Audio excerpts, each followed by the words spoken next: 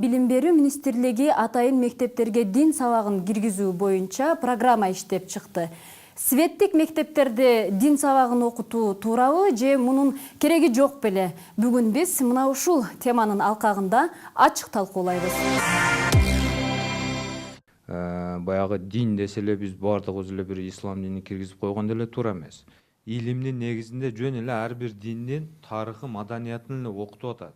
Ошол боюнча түшүнүгү болсо, эртең мектепти бүткөндөн кийин булар ошол бүгүнкү күндө эң актуалдуу маселе экстремизм, терроризм маселеси болуп атпайбы? Ошол жолго кирип кетүүнүн алдын алуунун бир жолу катары.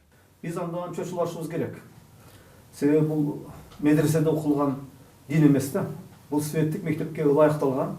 Кимдер сабак бериши керек деген суроо дагы пайда болот да, анткени бул динге байланыштуу болгондугу үчүн. Сиздердин оюңуздар боюнча ким сабак бериши керек? Азыр менин билишимче тарых мугалимдери сабак берип жатат, э? Атадан баштап ушул күнгө чейинки диндердин тарыхы жана алардын маданияты болот.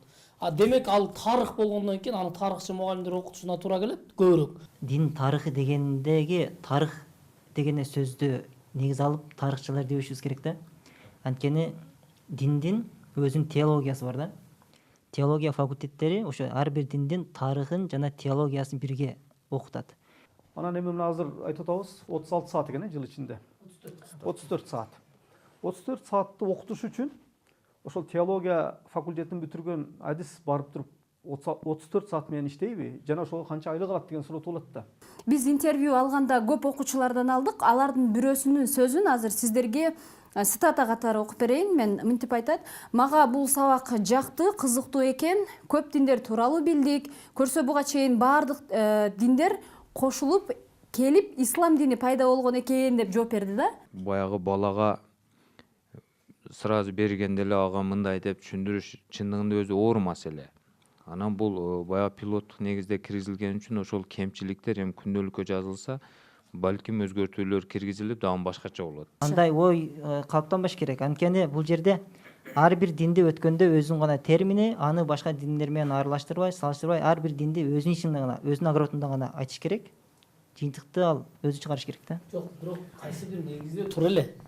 Себеби жаш диндердин катарына биринчиден ислам дини кирет, туурабы? Бул бир. Экинчиден диндердин тарыхын алып келгенден кийин аягында Кыргызстанда, мисалы ошол менин мектебимде жалпы жонунан ошол Ош шаарында ислам дини жалпы жонунан басымдуулук кылгандан кийин ал окуучунун тыянагы. Эгерде азыркы окуучунун пикирине карай турган болсок, окуучунун пикири туура эле деп эсептейм да.